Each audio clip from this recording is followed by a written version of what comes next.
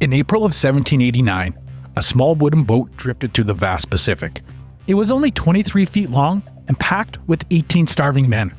They had no sails, no map, and no hope of rescue. Their supplies were dwindling, and every wave threatened to swallow their boat whole. They hadn't reached this point through a shipwreck.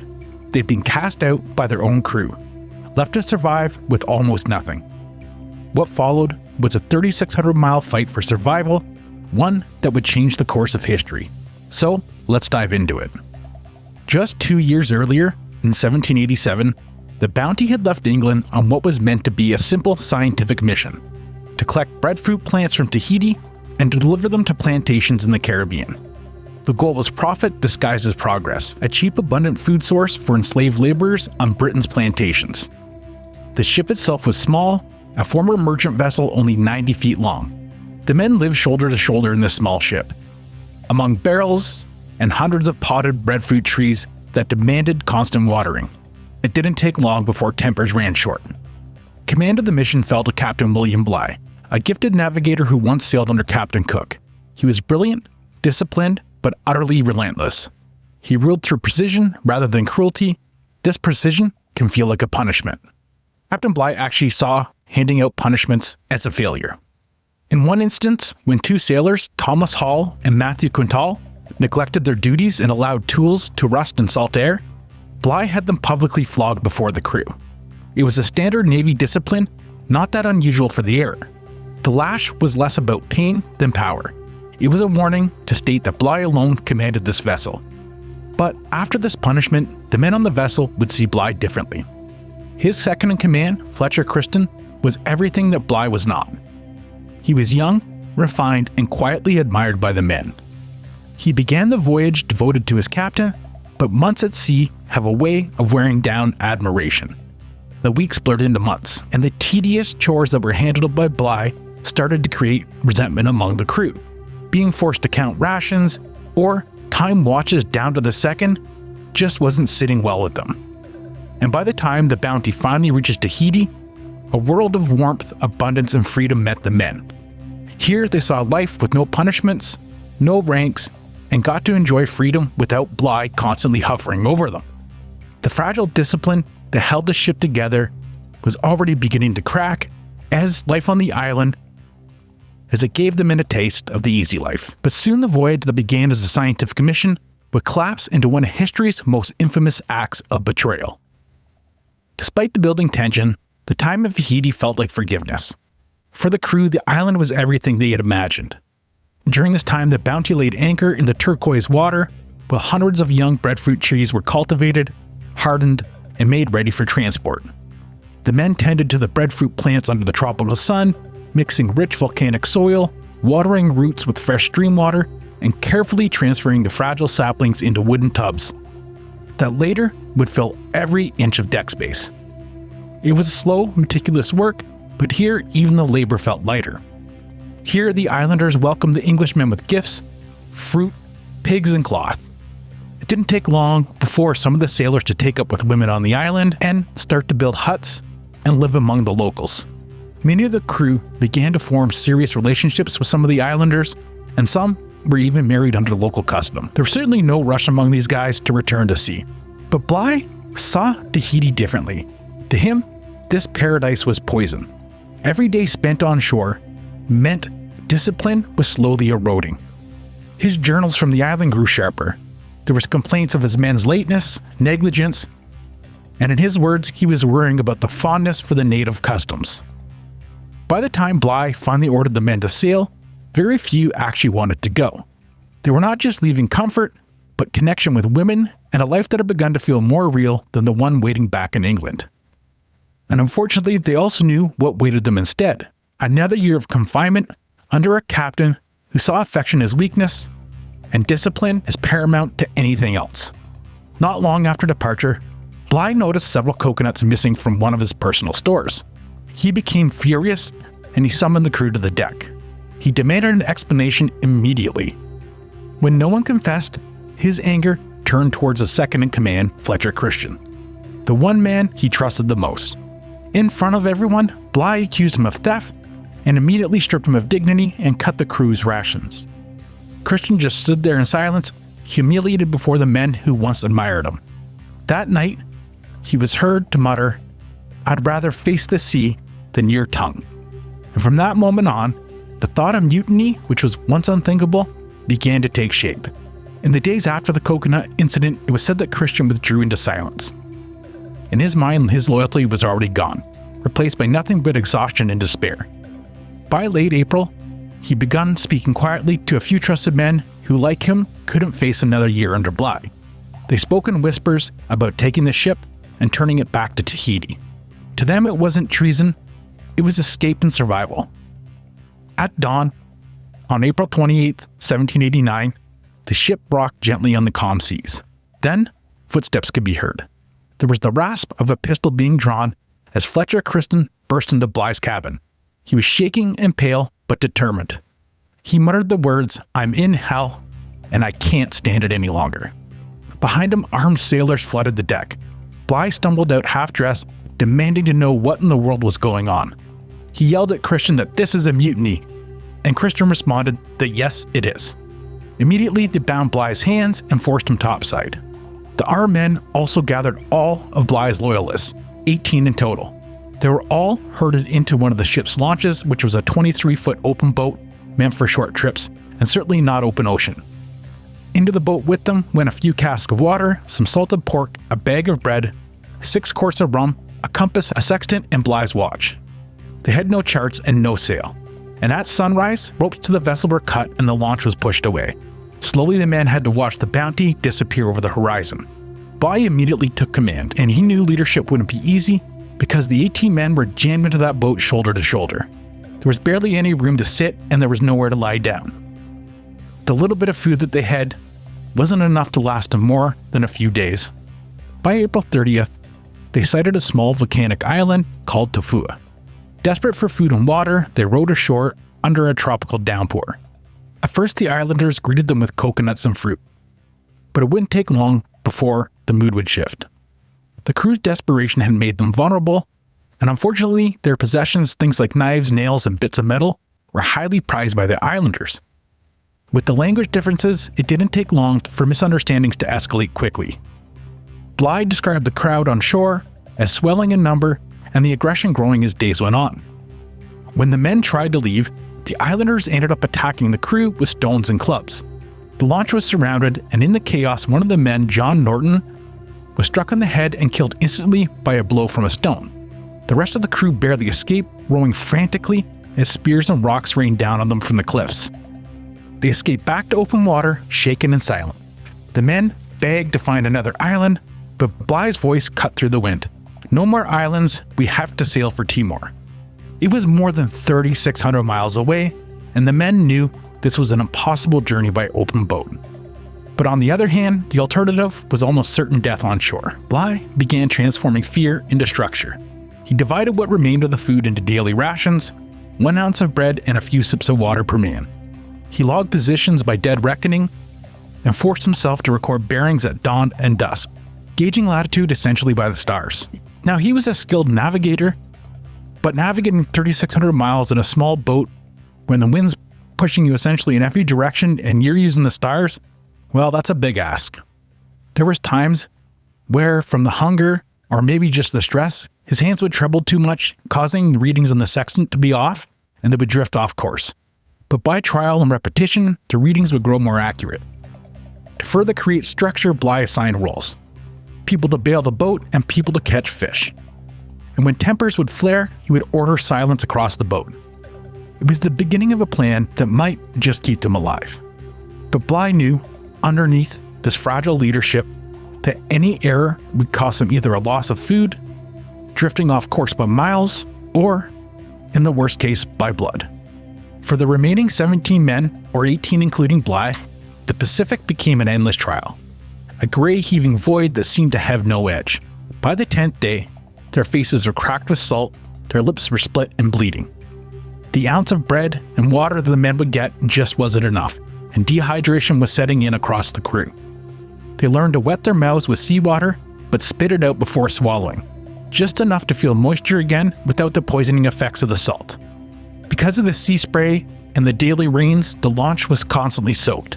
And when night would come and the torrential rains would hit them, the boat would fill with water almost faster than they could bail, and many of the men would have to forego sleep just to make sure they didn't sink. When the sky would clear, the sun would burn their skin. And to make things worse, the men were getting open sores and salt would crust in them, making it terribly painful. At this point in the journey, men would literally have to take turns sleeping for only minutes. But somehow in this ordeal, Bligh's voice would cut through the exhaustion like an anchor line. He refused to let himself drift off, not just physically, but also mentally. Every morning, he would read aloud the distance they had made by his calculations. Many of the men did trust him because he really was a skilled navigator. But at this point, everyone is really using all the strength they have just to push forward. Some excerpts from his logs would say things like, "The men behaved with great fortitude," or "Our situation was miserable beyond description." I like that last one a lot because it really does seem to capture the situation that they were in. By the 23rd day though, they would be struck with a storm without warning. The sea rose into walls around them, so much so that they lost sight of the horizon. Waves would break over the launch, flooding it faster than they could bail. In the chaos, the men had to throw out their clothes and supplies just to lighten the load. And for 2 days they would fight this storm with literally no sleep, no time to eat, and almost no idea of where they were. It was just 48 hours of surviving minute by minute. And when the storm finally broke, they almost couldn't believe that every man was still alive. No one could really explain it, except as a miracle. After that though, something changed. The fear in the men dulled and it was replaced by almost a mechanical endurance. They just kept pushing forward as if something else was driving them. They grew better at catching rainwater with scraps of cloth, and better at spotting birds that hinted at land nearby. By the 40th day, they were half starved, but Bligh's calculations told them they were closing in on Timor. Here, the men no longer spoke of life on the Bounty or the mutiny that occurred. They only spoke of reaching land. And somehow, against the odds, Bligh's discipline held the men together. And the precision that he was always so keen about became the thing that would save them all. On June 14th, 1789, on the 47th day, the sun rose over the horizon. But something was different. They could see the outline of land. In a cracked voice, someone screamed, "Land." And through the morning haze, the coast of Timor appeared. The green hills rising behind a small Dutch outpost, named Kupang. It was a far-flung trading station of the East India Company. Here smoke drifted from the cook fires along the shore, and to the men, it smelled like a dream. Bligh ordered the men to row, though they could barely lift their arms. Somehow they managed to do it, and the launch eventually scraped sand. The men jumped out as quick as they could, collapsing into the shallows and onto the beach, literally kissing the ground and weeping into the surf. The bodies were skeletal and their skin had become loose. Any clothes that were left were in tatters, and I'm sure to the locals they looked like they were on the verge of death. After 47 days adrift, they had crossed 3,618 nautical miles of open ocean. A distance unmatched in a boat that size. Locals rushed as quick as they could to help them and carried the men to the forts.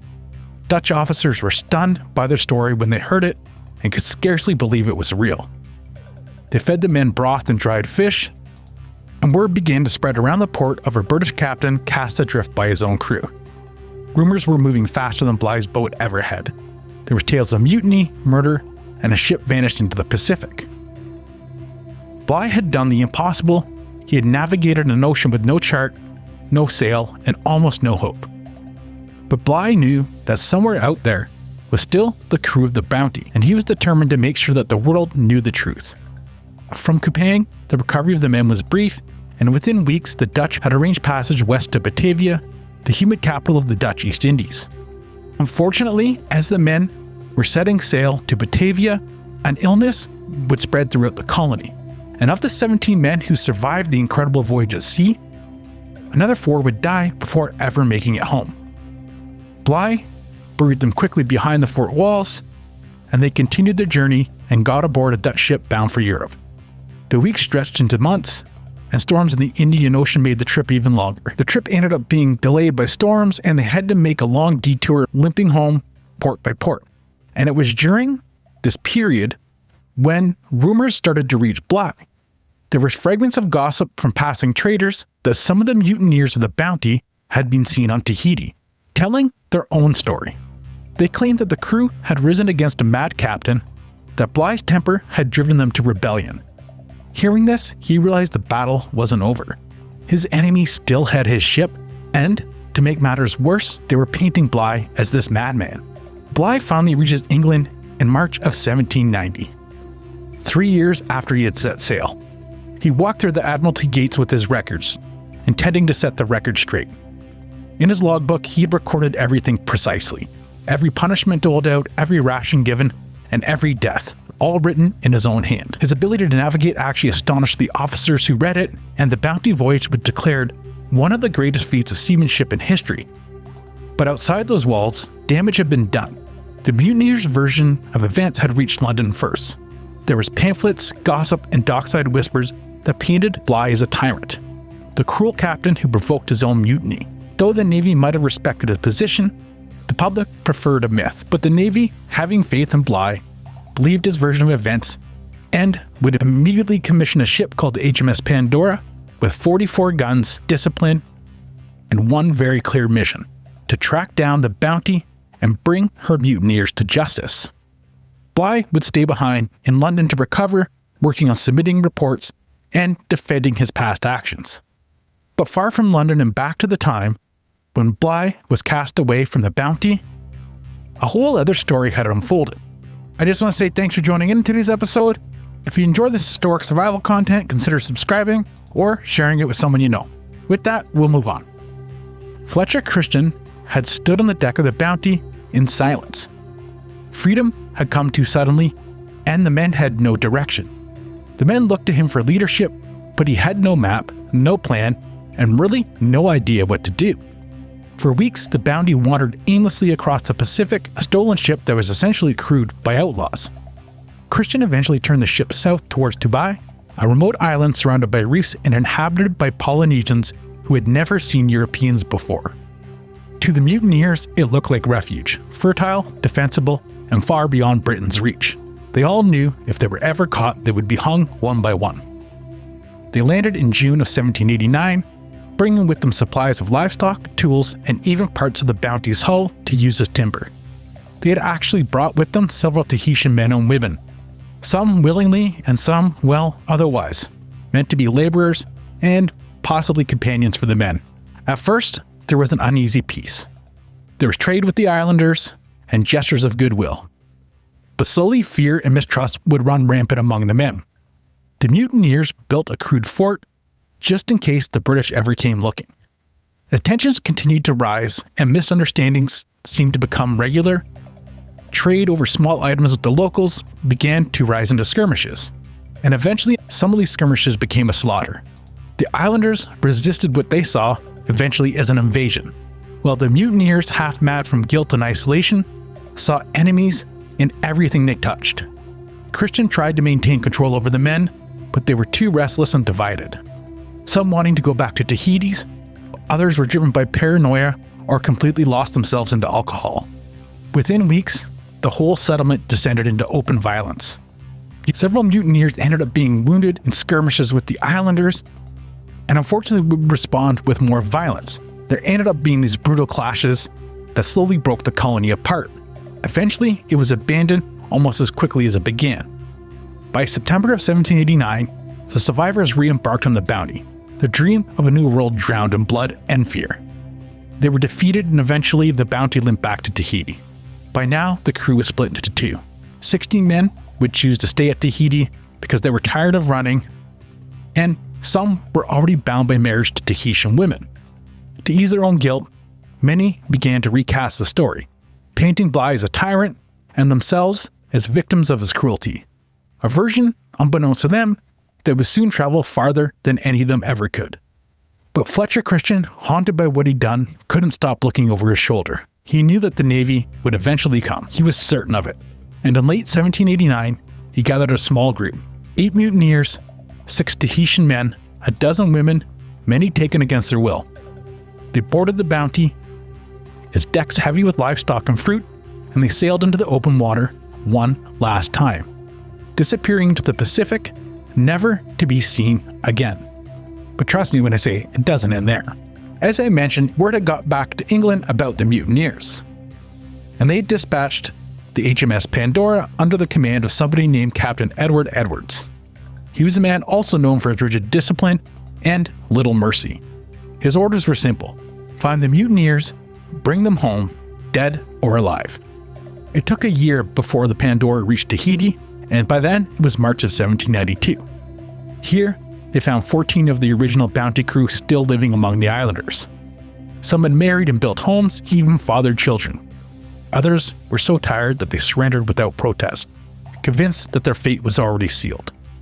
2 slipped away into the hills and were never seen again, possibly lost to the tropics, their names fading into local memory. Edward showed no sympathy. He had a wooden cell box built on deck, a cramped airless cage, the crew grimly nicknamed Pandora's Box. The men were forced behind these iron bars, and the prisoners had to watch the Pacific slowly roll by the ship, knowing that they would return to England, and likely that they would hang for what they had done. On the way back to England, when they were crossing the Great Barrier Reef, the Pandora ends up striking coral, and it tears open the hull. In the chaos, water rushed in, and the ship would go down. 31 sailors and 4 prisoners drowned, which is kind of wild considering everything that these guys had already been through. But for the survivors of the wreck, which included 10 captured mutineers, they were adrift for weeks in open boats before reaching Timor, finding themselves landing at the same coast where Bligh himself had crawled ashore only 3 years earlier. After landing at Timor, word was sent back to London and the captured men were sent home to face trial. In September of 1792, a naval court was convened to decide their fate. 3 were hanged for mutiny, 4 were acquitted, and the rest, though found guilty, were pardoned. The Admiralty and the naval courts treated the Bounty as a wake-up call. Within decades, naval law changed. Flogging became restricted, and captains were held accountable. The idea of leadership through fear gave way to command by duty, a standard that would go on to shape Western military culture for decades. The Admiralty certainly seemed quick to close the books in that story, but unfortunately, this story would actually go on for hundreds of years. Now, remember I mentioned earlier that Christian had taken the Bounty and disappeared over the horizon with several Tahitian people? And the story goes that they ended up sailing east for months, following stars through uncharted waters, and in January of 1790, reaching a place called Pitcairn Island, a tiny forgotten speck of volcanic rock, which happened to be misplaced on British maps by nearly 200 miles. For these guys, it was the perfect hiding place. It was fertile, isolated, and essentially invisible to the world. Now, to ensure no one could ever find them, they literally burned the Bounty in the shallows, watching her hull blaze against the red cliffs before sinking beneath the surf. With the ship's destruction, their exile became permanent. At first, the paradise seemed like a paradise, with rich soil, fresh springs, and slowly with families forming among the Tahitian women and the sailors. Christian was quieter now. He was said to have spent his days farming and writing in fragments, haunted by what he had done.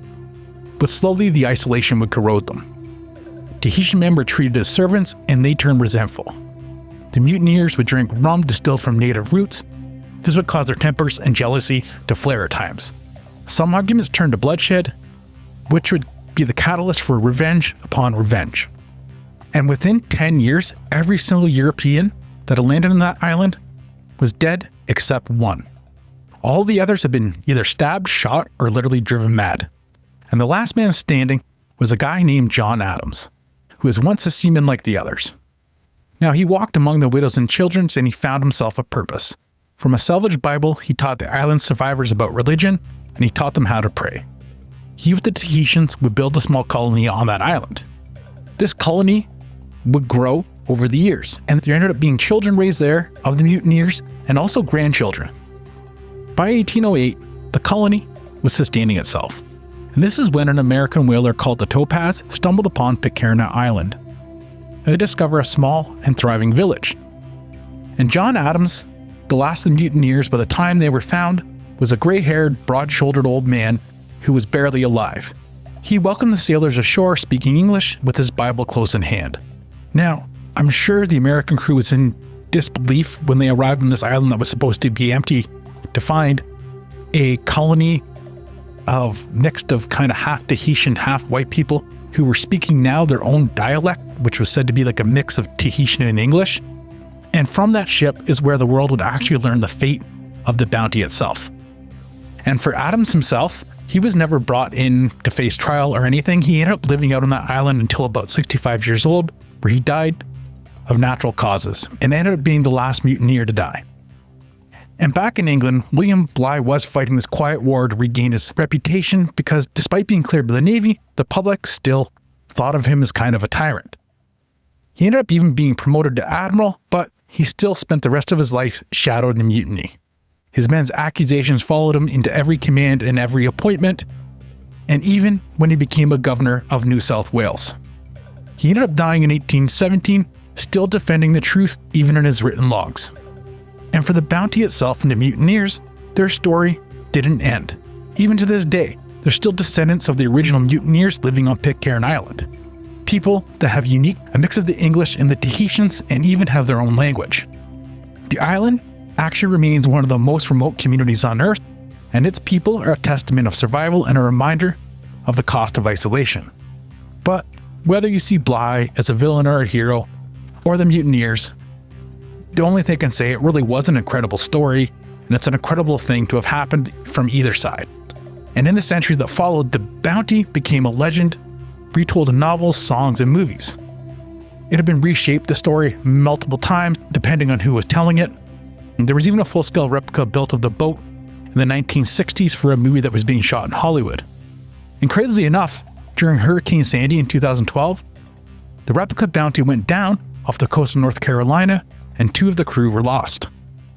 So whether it's through the stories in modern times or the literal descendants on the island, the story of the Bounty and Captain Bligh and the mutineers lives on even hundreds of years later.